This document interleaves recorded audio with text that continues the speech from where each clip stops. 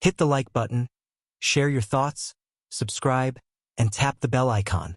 In the farthest reaches of the galaxy, beyond the endless star systems where wars raged like storms, the Silcari people were caught in a deadly conflict with the relentless Isher Dominion.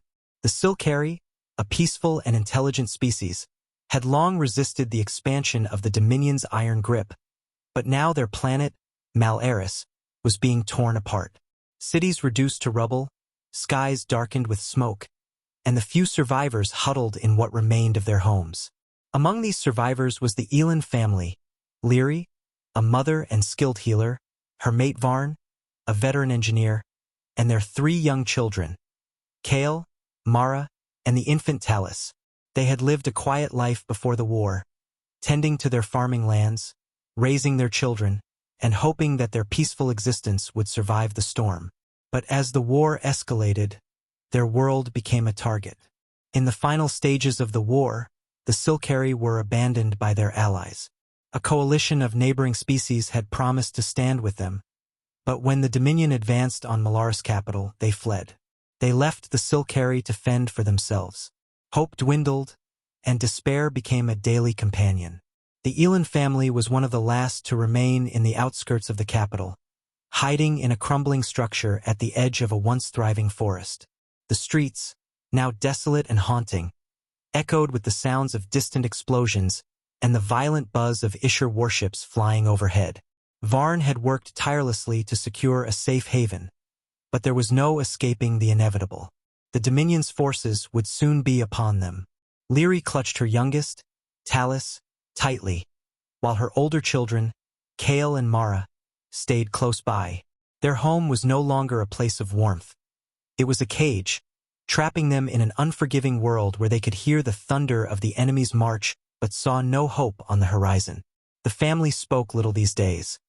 Their words carried the weight of grief, loss, and a resigned acceptance that their time was running out.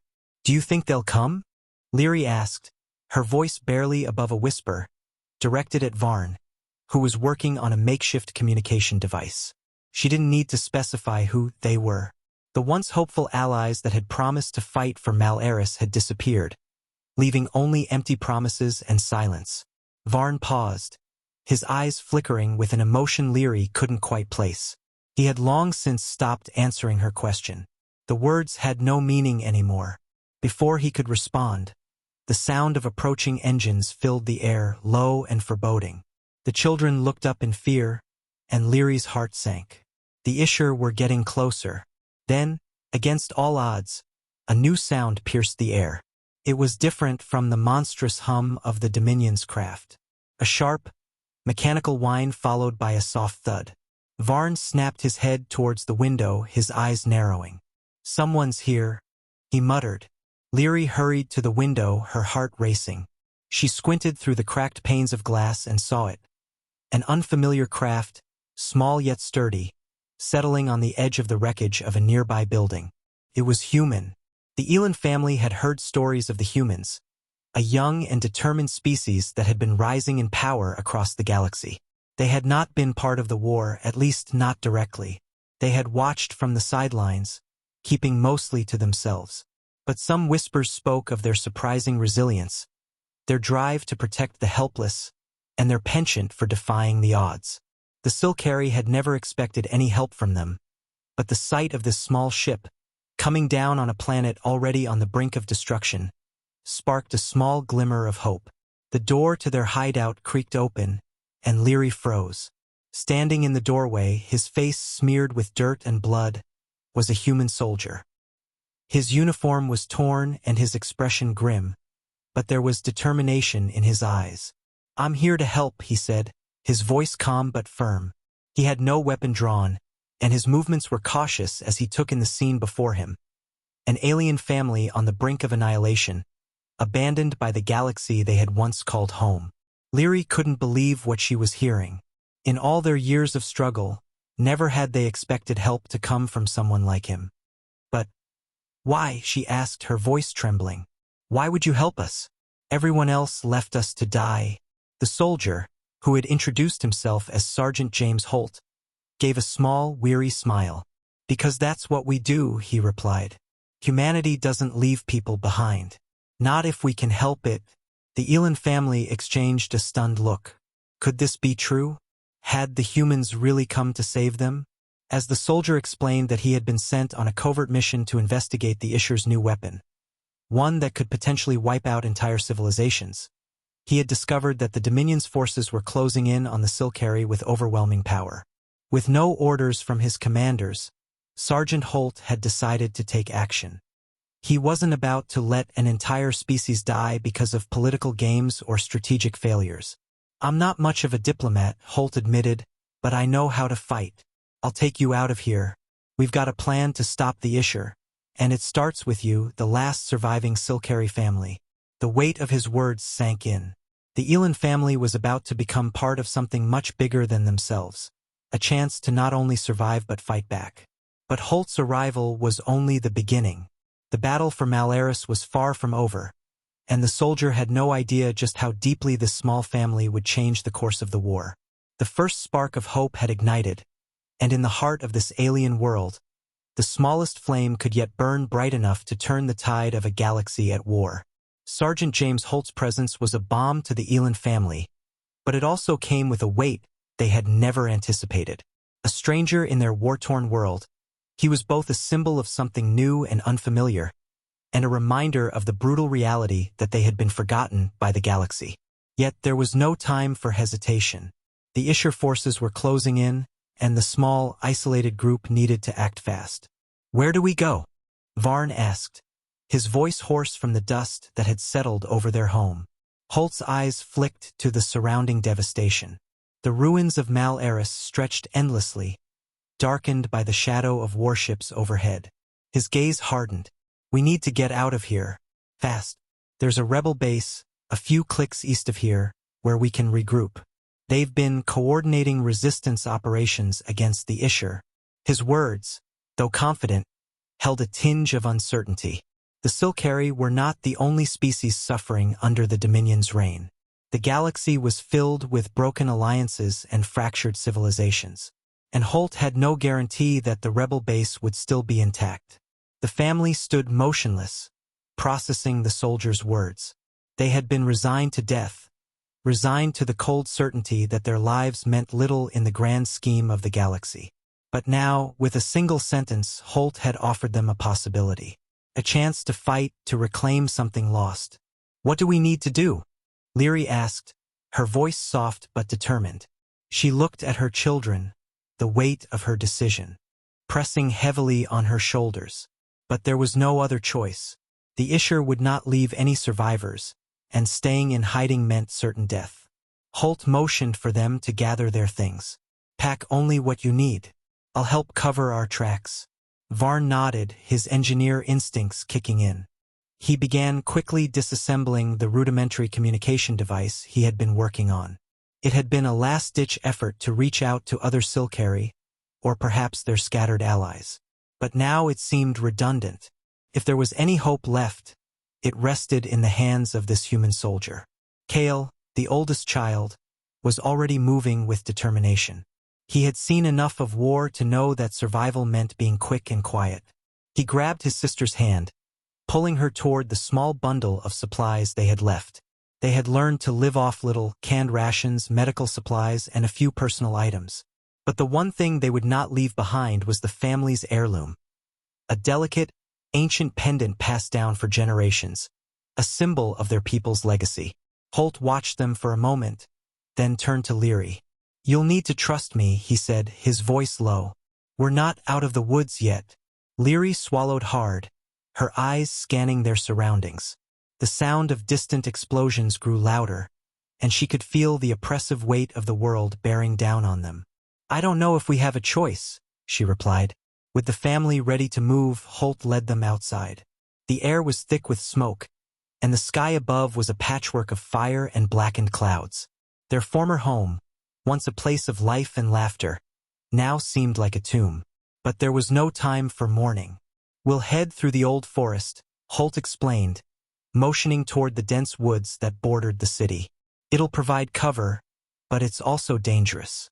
The Isher are known to use aerial drones to patrol the area. Stay low and keep quiet. Varn nodded in understanding, glancing at his family. "We're ready," he said, voice steady, though the fear was evident in his eyes. The journey through the forest was treacherous. The ground was uneven, the underbrush thick with vines and debris from the explosions. Every step was calculated, every breath quiet and shallow. Holt led them with military precision, always staying a few steps ahead, scanning the surroundings for threats.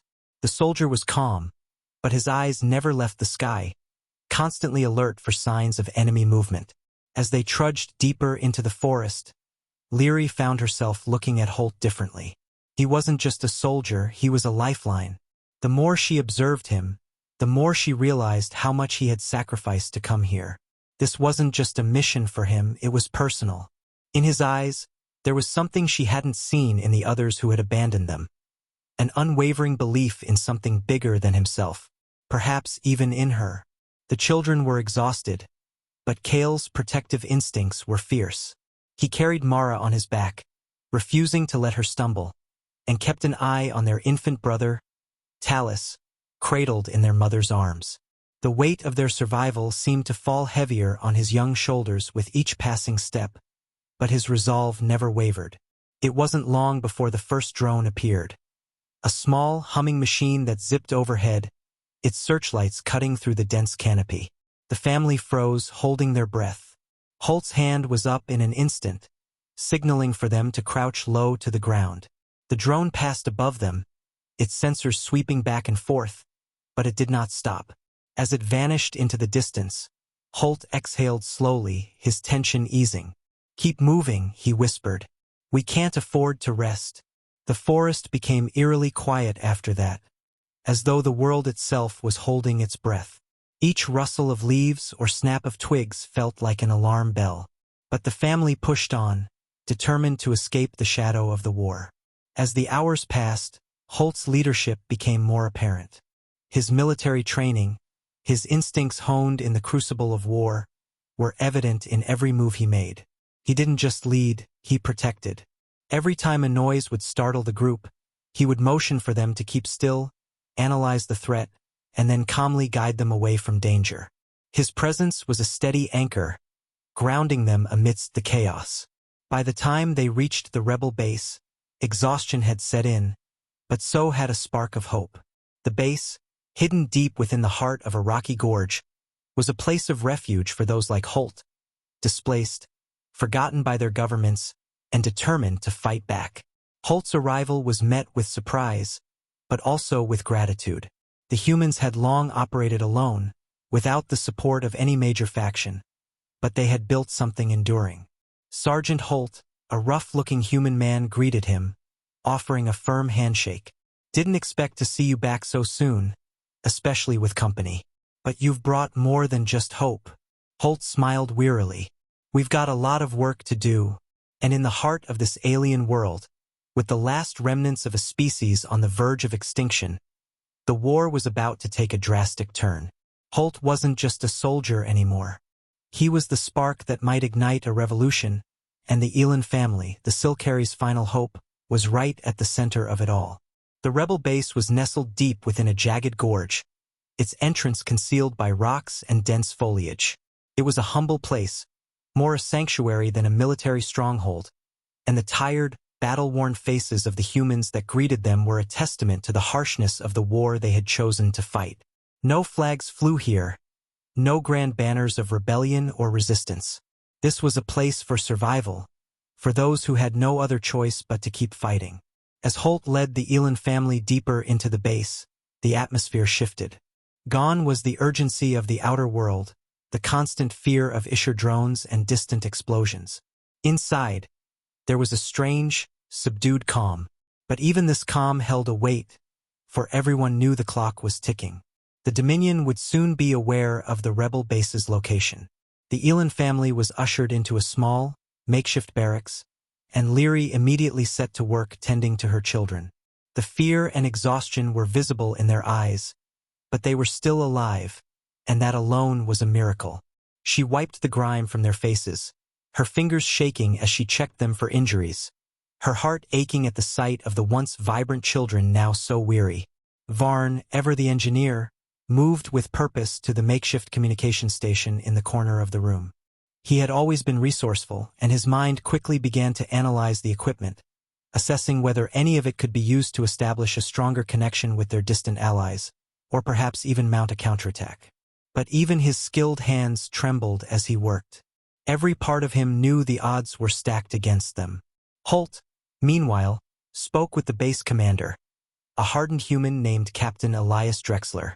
Drexler had the look of someone who had seen far too many failed attempts at resistance, yet his eyes held a flicker of hope.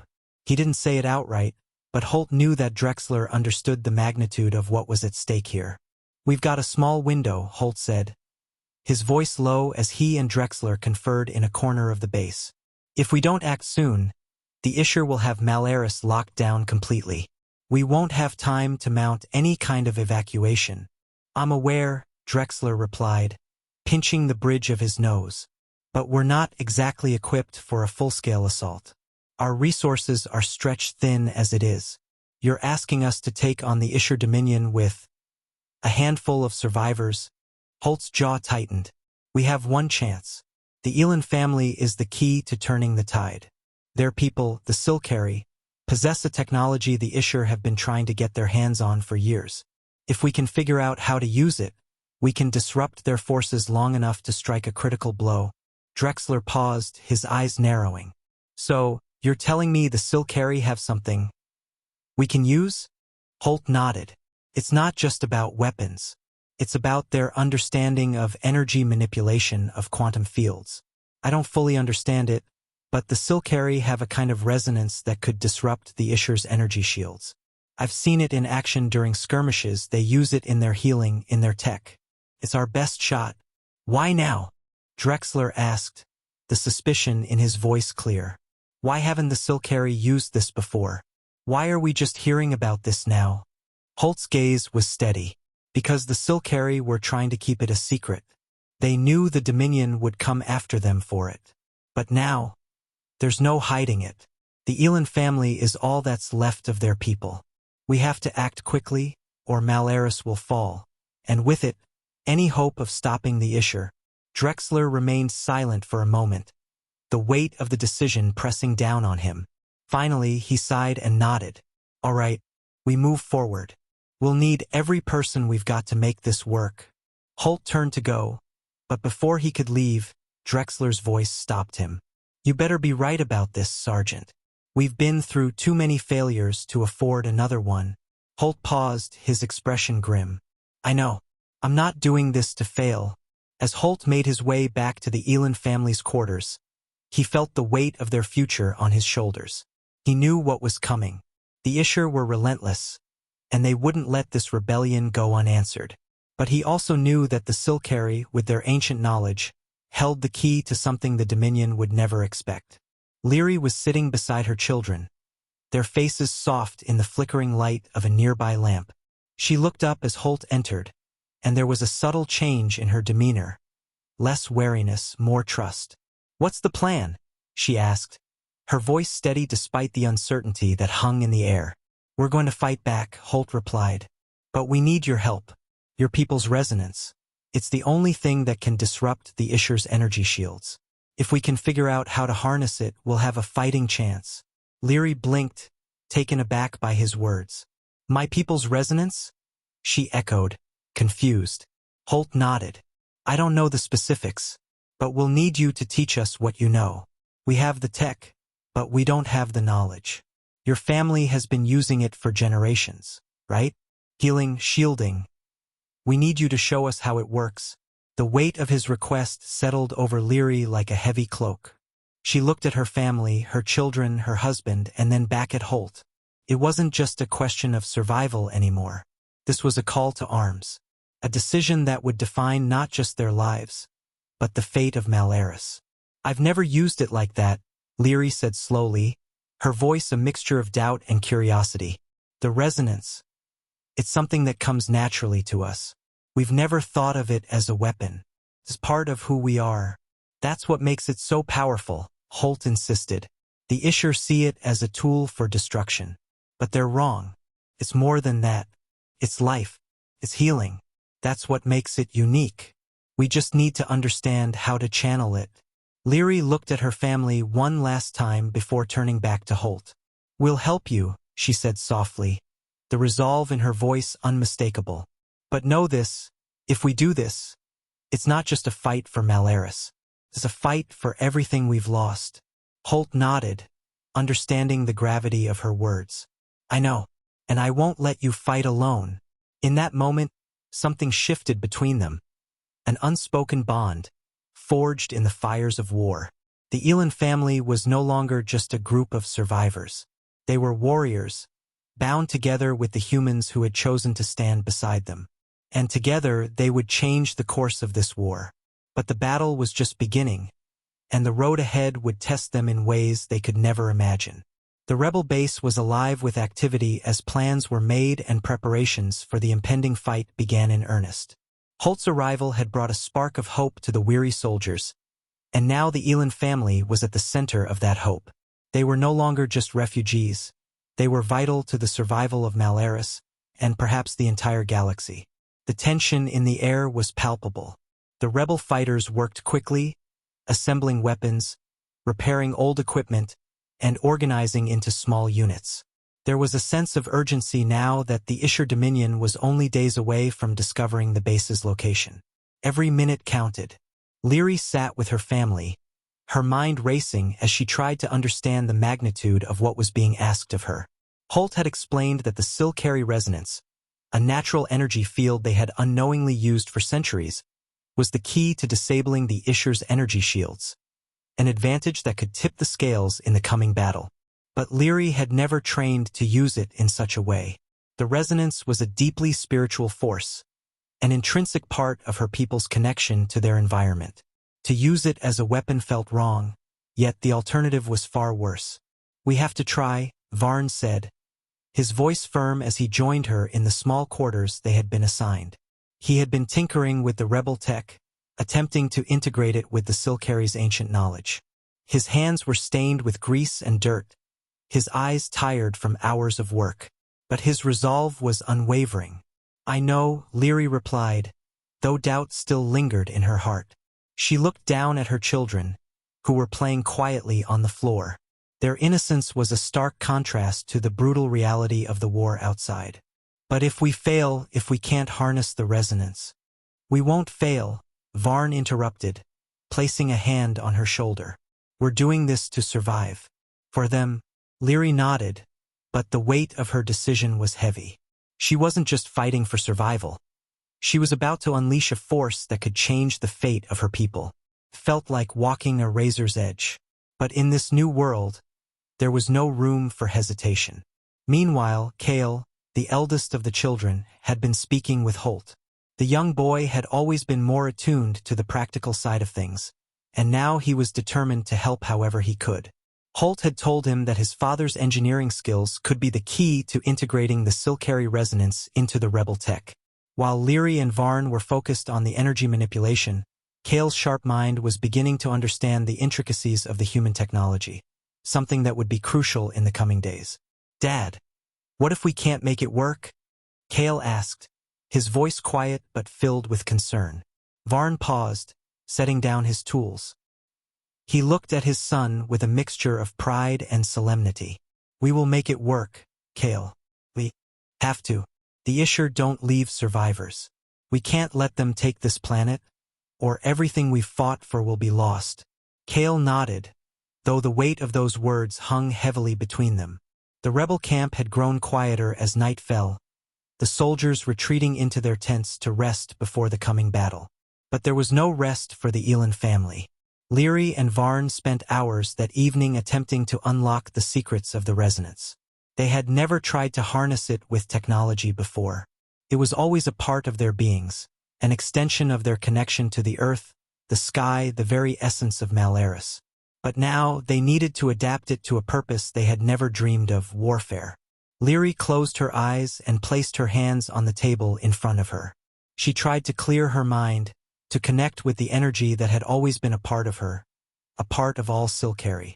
It wasn't just about manipulation, it was about attunement, about feeling the pulse of the planet itself. She reached out with her senses, calling to the resonance, willing it to respond.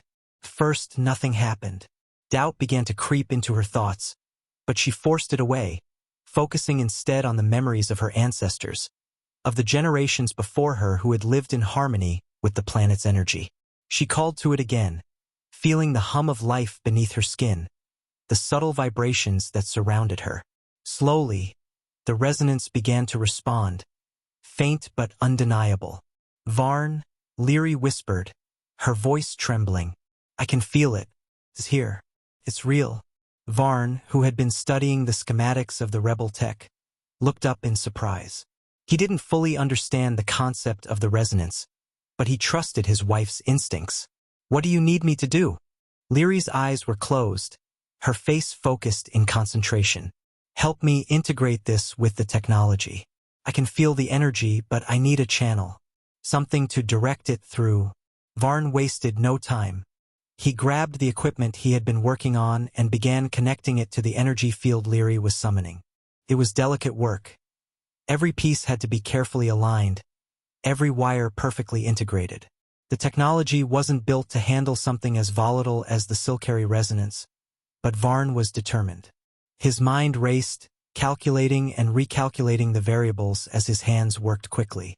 In the corner, Kale watched his parents with growing awe. He had never seen them work like this before, so focused, so determined. The tension in the room was thick, and he could feel the weight of the responsibility pressing down on them all. He knew that their success was their only chance.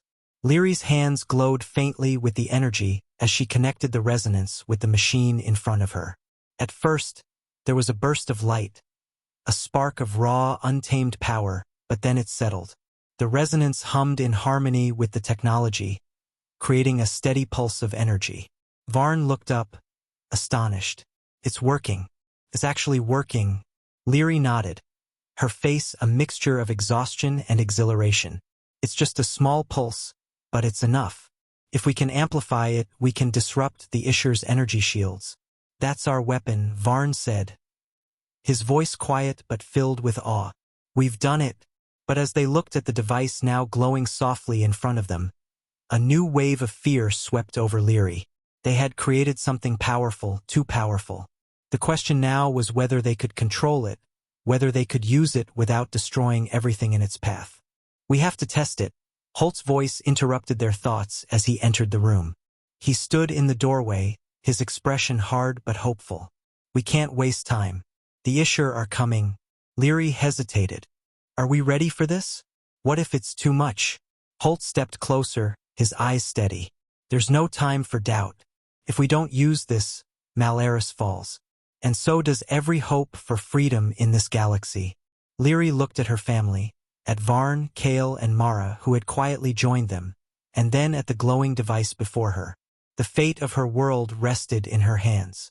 She took a deep breath and nodded. Then we fight, she said. We fight for our people, for our home. As Holt stepped forward to prepare for the test, the air in the room crackled with anticipation. The Elon family, once just survivors, now stood as the galaxy's last hope. And with their new weapon, they would face the Isher Dominion head-on. The following morning, the atmosphere in the rebel base was tense with anticipation. The soldiers moved in calculated urgency, knowing the critical nature of what was about to unfold. The Elon family, still in their makeshift quarters, had no time to reflect on the magnitude of their decision. They were preparing for the test, perhaps their final test, to see if their newfound weapon, born from the Silcary resonance, could disrupt the Isher Dominion's formidable energy shields. Leary sat alone for a moment, her back against the cold stone wall of the rebel barracks. Her eyes were closed, and she tried to clear her mind, to focus her energy, to center herself. The power they had unlocked was still foreign, an echo of something ancient and pure. But would it be enough? Would it be powerful enough to break through the Dominion's overwhelming technological advantage? Kale had been up with the others before dawn, running through the plans for the test. He had a sharp mind for strategy, and while he was still a child in many ways, his understanding of technology far exceeded that of most adults. He had been the one to work alongside his father, helping integrate the resonance with the human tech. His hope burned bright, but there was an undercurrent of fear in his eyes as well. The fate of their world rested on something they barely understood. "Mom," he said softly as he entered the room, his voice carrying the weight of uncertainty. "Are you sure this is going to work?" Leary looked up at him, her expression unreadable. "We don't know, but we don't have any other choice, Kale. This is our only shot." The young boy nodded, though his hands trembled slightly as he gripped the edge of the doorway. It was hard for him to reconcile the mother he knew, loving, gentle, wise, with the warrior she was being asked to become. But he understood the necessity. He had seen too many lives lost to the Dominion. He knew, better than most, that they could no longer afford to hide. Varn entered then, his face smeared with grease from another night of working on the makeshift tech. His brow furrowed as he approached Leary, checking the resonance device one last time. "It's stable," he said, though his voice carried the weight of unspoken doubt. "I've calibrated everything to the specifications Holt gave me. But once we activate it, there's no going back. We're putting everything on the line." "I know," Leary replied, standing slowly and brushing the dust off her clothing. Her eyes met her husband's, and for a brief moment, there was a silent exchange between them. They were no longer just fighting for their survival. They were fighting for every person they had lost, every home that had been burned, and every world that had fallen to the Dominion. They were fighting for a future not just for themselves, but for the galaxy itself.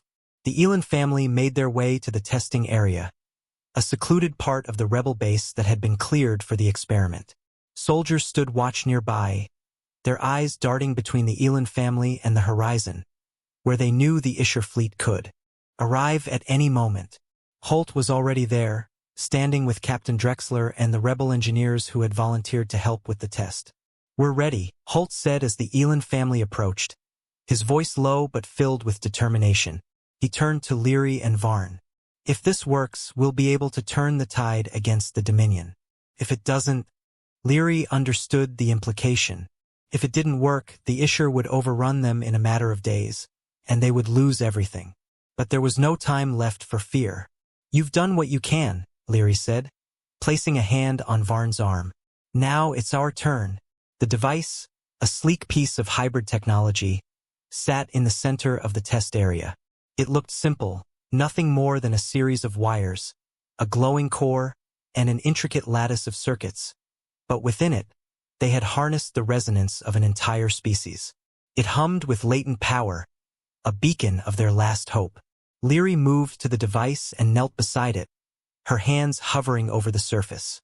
She closed her eyes, reaching out to the resonance within her, the same force that had sustained her people for centuries. It flowed through her like a living thing, warm and pulsing, a deep connection to everything around her. She focused on that connection now, pulling it into the device, allowing the ancient energy to surge through the hybrid tech that had been built to amplify it. First, nothing happened. The device flickered once, then twice, and the hum deepened in pitch. Leary felt the resonance building, rippling through her veins, growing stronger with every passing second. The ground beneath her feet seemed to vibrate in response, a signal that the power was working its way through the machine. Varn stood behind her, watching intently. He had no way of knowing how the resonance would interact with the tech, but he knew it had to work. This was their moment. They couldn't afford failure. Holt stepped forward. "We need to make sure it's targeting the Isher shields directly. Kale, you're the one who worked out the final connections, right?" Kale nodded, stepping forward and pulling up a holographic display from the base's data system. "I've calibrated the targeting system. It's set to hone in on a Dominion energy field. If we get it right, the resonance should destabilize their shields." He looked at his mother, his eyes wide with nervous excitement. "Do you think it'll reach them?" Leary gave him a small, reassuring smile. "We'll know soon enough." The hum of the device reached a fever pitch as the resonance built, a low, thrumming vibration that filled the air around them. It was like a storm gathering on the horizon, the energy building before release. Then, with a sudden burst, the energy shot outward, a brilliant beam of light that shot into the sky like a shooting star. The shockwave rippled across the base, sending a gust of wind through the surrounding trees. For a moment there was silence. Then, a crackling sound filled the air, like the very atmosphere had been torn open. The beam of light flickered as it connected with an invisible shield. It was the sound of something powerful being tested to its limit. "Is it working?" Holt's voice was tight with anticipation. Leary, her hands still raised, felt the feedback of the resonance, the surge of power attempting to break through the barrier.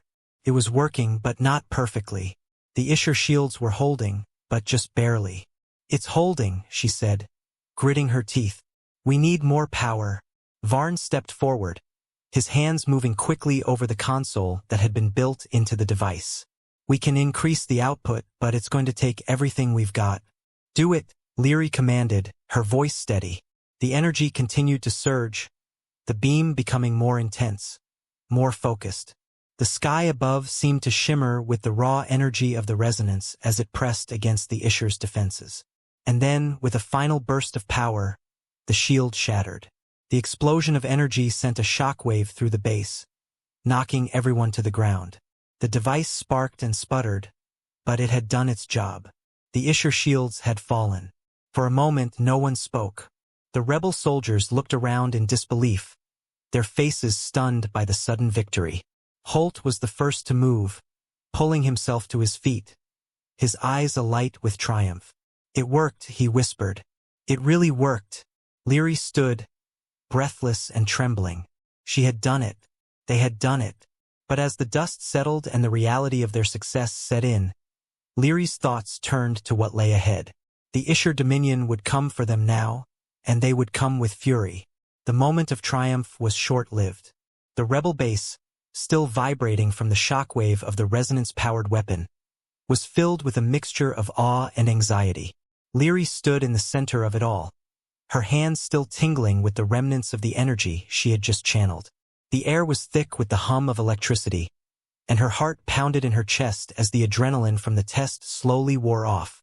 "We've done it," Holt said, his voice carrying over the quiet murmur of the soldiers around them.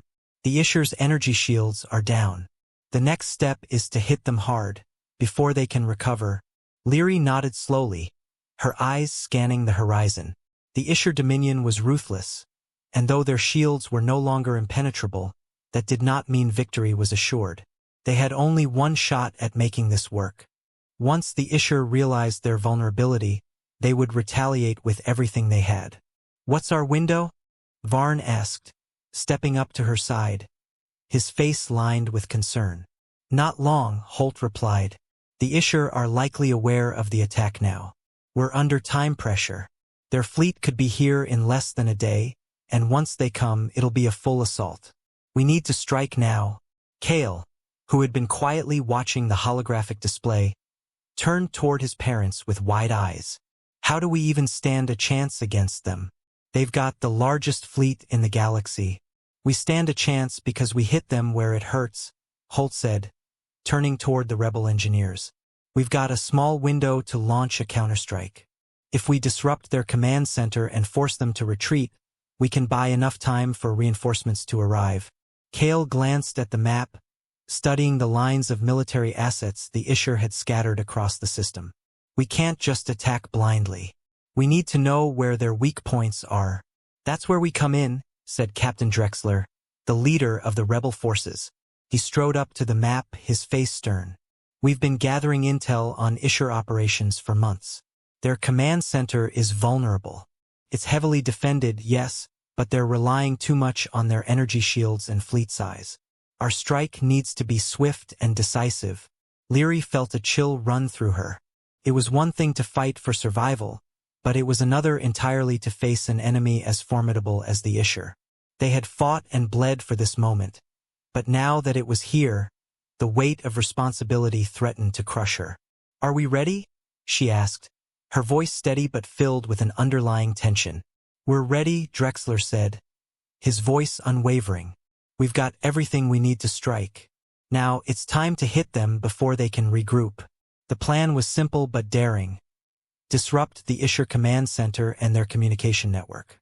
The hope was that this would cause enough confusion to force the Isher to pull back, buying the rebels time to regroup and fortify their defenses. But the timing had to be perfect. If they failed, it would mean total annihilation. We'll need a team of specialists to infiltrate their main command ship, Drexler continued, turning to his officers. Leary, Varn, you're the ones who will guide us. The resonance may give us the edge we need to cripple their systems. Leary's stomach tightened at the thought of heading into enemy territory.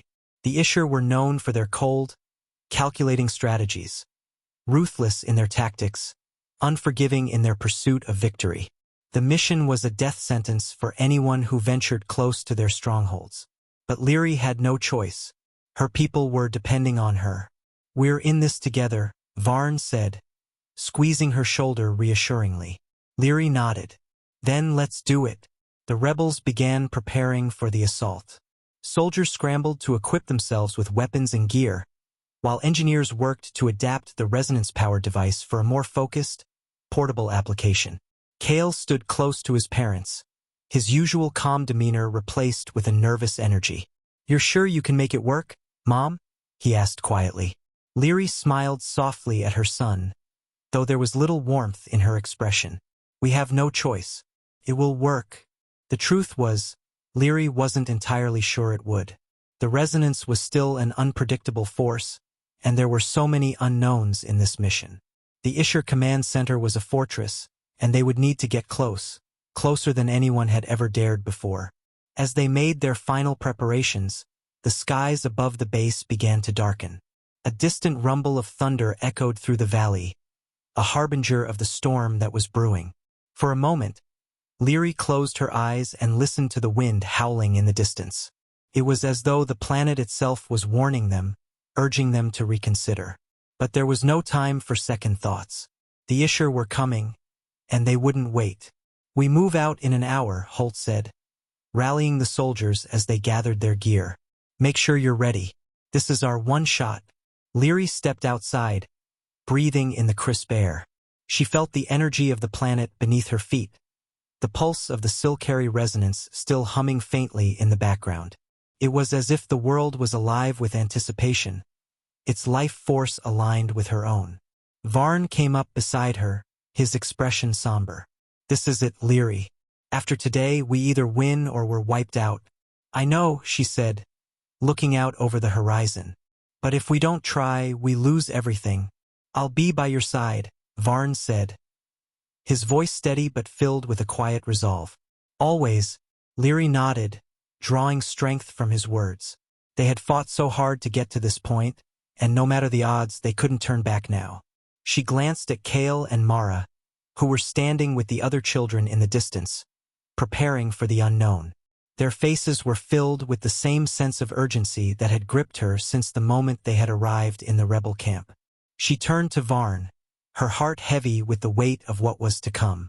Let's make sure we're there for them. For everyone. Varn nodded, his expression unwavering. We will.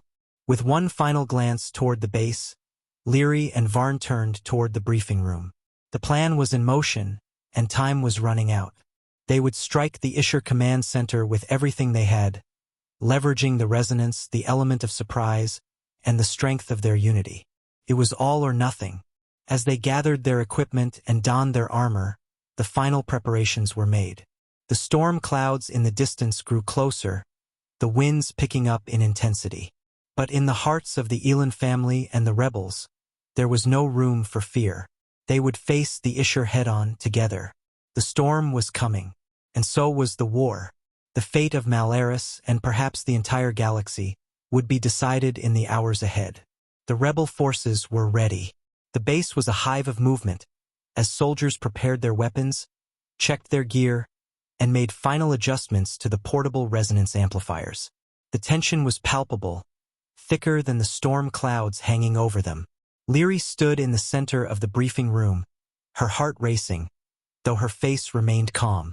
She could feel the weight of everything pressing down on her. The lives of the rebels, the fate of her family, and the future of Malaris itself. Remember, Captain Drexler said, addressing the team that would venture to the Isher command ship, we're not just fighting for survival. We're fighting for our home, our people. This is our last chance to break their hold on us. Leary looked over at Varn, Kale, and Mara. Their faces were a mixture of fear and determination. Kale's eyes, usually full of curiosity, were now shadowed with the awareness of the enormity of what they were about to do. Mara, the youngest of their children, stood beside him, her expression more focused than ever before. Leary gave them both a reassuring nod, though she knew the odds were slim. The Isher fleet will be here soon, Holt added, glancing at the timer on his wrist. The longer we wait, the worse our chances become. We need to move now. Leary took a deep breath, pushing aside the creeping doubts in her mind. They had come so far, and now was not the time to falter. With a nod to her family, she stepped forward. "Let's go," she said, her voice steady but filled with resolve. They boarded the transport ship that would carry them to the heart of the Isher fleet. The craft was sleek, dark, and fast, designed for stealth rather than firepower. It would carry them within striking distance of the enemy command ship, where they would plant the resonance-powered device and trigger a chain reaction that could cripple the Isher's control over their forces. As the transport lifted off, Leary gazed out the viewport. The storm had reached its peak, and rain lashed against the craft's shields. The skies above Mal Eris seemed to mirror the chaos inside her, dark and turbulent. Yet, amid the storm, there was a strange clarity. They had come to this point together, and they would either win together or fall together. The transport sped through the skies, dodging sensors and patrolling ships as it made its way toward the Isher command ship. The Isher fleet, a vast array of ships that filled the void of space, was formidable. Their presence seemed to stretch across the entire sky, an unyielding wall of warships that blotted out the stars. The closer they got, the heavier the atmosphere became. Leary could almost feel the weight of the enemy's power pressing in on them. The transport's crew had done their best to mask their presence, cloaking them from the Isher's sensors, but there was always the risk of detection. Holt sat at the navigation console, eyes locked on the control panel. He gave a quick nod to Leary, signaling that they were within range. "We're close," Holt said, his voice tight with tension. "Ready yourselves." The crew quickly moved into position. Leary and Varn prepared the resonance device, its energy already building in anticipation. The device would only function if it was in close proximity to the Isher's central command systems. They had to get close enough to plant it and escape before the Isher realized what was happening. The transport dropped into the shadow of the massive Isher command ship, an immense structure floating like a dark monolith. It was a behemoth of technology and war, its surface covered in energy shields that crackled with a menacing light. The craft's sensors blinked a warning, signaling the presence of a Isher warship close by. They had to act fast. "On my mark," Drexler said. "We drop in, plant the device, and get out. Don't engage unless you have no choice. Our goal is to destabilize their systems, not start a war." Leary took a deep breath and nodded. Her fingers brushed the resonance device, feeling its hum of power beneath her touch. The energy it contained was incredible, an untapped force that had the potential to shake the very foundations of the Isher's dominance. But it was also dangerous. If they miscalculated, the resonance could backfire. The explosion could destroy everything in its radius, including them. The countdown began, and Leary's mind cleared. They were at the precipice. There was no turning back now. 3, 2, 1. At Drexler's signal, the transport dropped from the shadows, flying straight toward the Isher command ship. The massive structure loomed ahead, its sheer size making it seem almost invincible. Leary could see the faint glimmer of energy shields protecting the ship, but they were not as strong as they had been before. The resonance had done its job, but there was still a significant risk. The transport shuddered as it approached the command ship, narrowly avoiding fire from the Isher's defensive systems. The craft's shields flared, but it held steady as it neared the enemy's hull. Leary and Varn moved quickly, securing the resonance device in place. Kale and Mara stayed by the entry hatch, ready to cover them if things went wrong. The tension in the air was almost unbearable. "Almost there," Leary muttered, glancing at her family. They were so close to victory, and yet so close to disaster. The device clicked into place with a soft whine, and the energy within it surged, ready to destabilize the Isher's systems. Lyri's heart raced as she input the final sequence, activating the resonance. A brilliant burst of light filled the compartment, and the transport shook violently as the device discharged its energy. The Isher command ship's shields flickered and then collapsed, the sudden loss of power sending shockwaves through the structure. The once impregnable fortress now stood vulnerable, its systems scrambling to compensate for the loss of its energy. "Get out!" Drexler shouted, already moving toward the exit. Lyri, Varn, Kale, and Mara followed closely behind, their hearts pounding as they ran back to the transport. The explosion had sent ripples through the Isher fleet, and they knew it was only a matter of moments before the Isher realized what had happened. They had to get out before the retaliation came. The transport lifted off, racing toward the safety of the planet's atmosphere. Behind them, the Isher command ship erupted in a burst of energy, a brilliant flash of light signaling the collapse of its systems. For a moment, the sky was filled with the burning remnants of the ship's destruction.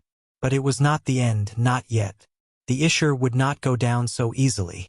As the transport sped away, Lyri's thoughts were clear. They had done it. They had struck a blow against the Isher, and it would not go unnoticed. The battle was far from over, but for the first time in a long while, they had a fighting chance.